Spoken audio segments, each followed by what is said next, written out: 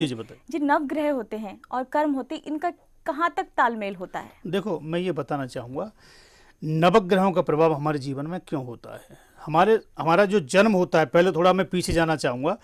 कहते हैं जी। कि कर्म के द्वारा या हमारा जो जन्म हुआ उसके साथ संचित कर्म को तो इसको भाग्य हम बोलते हैं कि भाग्य में हमारे में जो लिखा है वही होगा।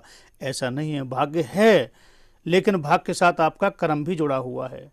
सूर्य पिता का कारक, चंद्रमा माता का कारक, मंगल भूमि जमी जायदाद, भाई बहन भाई का कारक, बुध भांजी बहन का कारक, और गुरु तुम्हारे जहाँ से शिक्षा आपको मिलती है, बृहस्पति गुरुदेव गुरुदेव का कारक हो गया। शुक्र आपका स्त्री नारी जगत जो भी है संसार की बहन बेटियां उनका कारक ग्रह हो गया। शनि आपके सेवक का कारक हो गया, यानी कि जो आपके सेवा में रहते हैं। राहु केतु एक तरह से कहते हैं कि जैसे अपंग हैं, कोई जीव जंतु हैं या निराश्रित हैं, जो कहीं कहीं कोई आश्रय नहीं है उनका, उनका कारक ग्रह हो गया। तो ये ग्रह हमारे साथ क्यों जुड़े, कौन सा ग्रह हमको लाभ दे रहा है, कौन सा हमें परेशान क्यों कर रहा है? कहीं ना कहीं उन ग्रहों का संबंध इस व्यक्तित्व से जुड़ा हुआ है।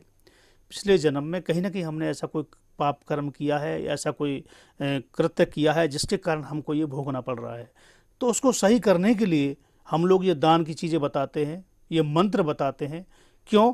क्योंकि जो पूर्व जन्म में हमने जो किया है, सूर्य को जो पीड़ा दी है, सूर्य के जो कारक ग्रह, जो तत्व ग्रह हैं सूर्य से जुड़े हुए, जो उनको हमने कहीं ना कहीं कष्ट दिया है, उनको हमने पीड़ा दी है। तो वो इस जन्म में आकर के हमारे साथ ये जो परेशानी जो आ रही है, ये जो बीमारी हमसे जुड़ी हुई है, चाहे वो स्वास्थ्य रूपी हो, चाहे हमारे संबंध शादी संबंधित संबंध रखती हो, या संतान से संबंध रखती हो, विद्या संबंध रखती हो, कारोबार व्यवसाय संबंध हो, कहीं ना कहीं वो ग्रहों का प्रभाव हमारे जीवन में जुड़ा हुआ है। तो उसके लिए मंत्र जाप है, दान है, प्रार्थना है, यंत्र वगैरह हैं धारण करने के लिए, ऊर्जा बढ़ाने के लिए। यही इसके उपचार हैं, दूसरा कोई उपचार नहीं है। नवग्रहों के जीवन में चाहे राजा हो या रंक हो, सबको उसके अंदर रहना ही रहना है और उसके दायरे में होकर गुजरना पड़ेगा। ऐसा नहीं है कि हम जो उपाय कर रहे हैं उस ग्रह से छूट जाएंगे, दशा हमारी बदल जाएगी। दशा नहीं बदलने वाली प्यारे, दशा तो बराबर रहेगी। लेकिन जिस प्रकार हम बरसात में छाता लेके निकलते हैं, तो छाता से बरसात नहीं रुकती है, लेकिन उससे हमारा थोड़ा बहुत बचाव जरूर हो जाता है। उसी प्रकार ग्रहों का प्रभाव हमारे जीवन में आता रहेगा, चलता रहेगा।